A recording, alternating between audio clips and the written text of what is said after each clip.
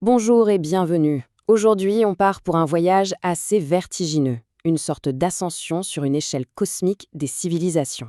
On va explorer ensemble le chemin que l'humanité pourrait prendre, depuis nos tout débuts jusqu'à, qui sait, la maîtrise de l'univers tout entier. Mais avant même de commencer à grimper, il y a une question qui pèse, une question fondamentale. Notre technologie, elle explose, elle va à une vitesse folle. Et elle a le potentiel de tout résoudre comme de tout détruire. C'est simple, l'humanité est vraiment à un tournant critique de son histoire. Alors, voilà notre parcours. On va commencer par notre situation actuelle, ce dilemme. Ensuite, on verra le premier gros obstacle. Puis, on grimpera les échelons de la maîtrise de l'énergie, on s'aventurera dans des concepts quasi divins, et on finira par se poser la question, mais au fond, est-ce qu'on est seul à faire ce voyage? C'est parti. La première étape de ce voyage, en fait, on est en plein dedans, là, maintenant. Beaucoup de scientifiques sont d'accord pour dire que les choix qu'on va faire dans le siècle qui vient vont sceller notre destin pour de bon. Rendez-vous compte, depuis les années 60, la puissance de nos ordinateurs double quasiment tous les 2 ans. Et aujourd'hui, l'IA nous promet des choses incroyables. Mais c'est justement cette accélération dingue qui fait de notre époque un moment charnière. Le potentiel de progrès est énorme, c'est vrai, mais le risque de tout faire sauter l'est tout autant. Et ça nous amène directement au premier grand test.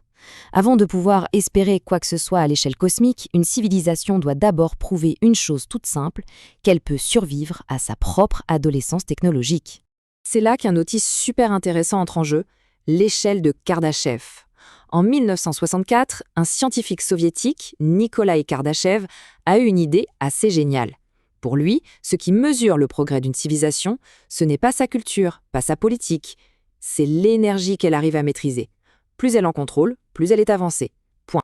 Et le défi, il est immense. Nous, aujourd'hui, on est une civilisation de type 0. Pour passer au type 1, il faudrait qu'on maîtrise 1000 fois plus d'énergie qu'aujourd'hui. Le physicien Michio Kaku a même calculé qu'on serait à peine à 0,73 sur cette échelle.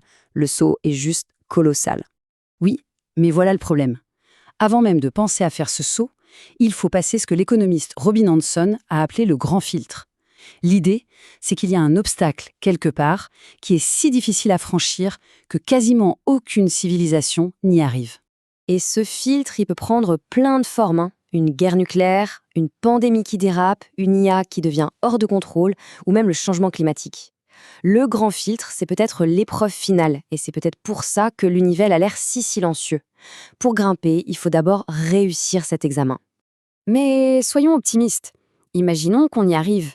Alors là, le vrai voyage peut commencer. On va voir ensemble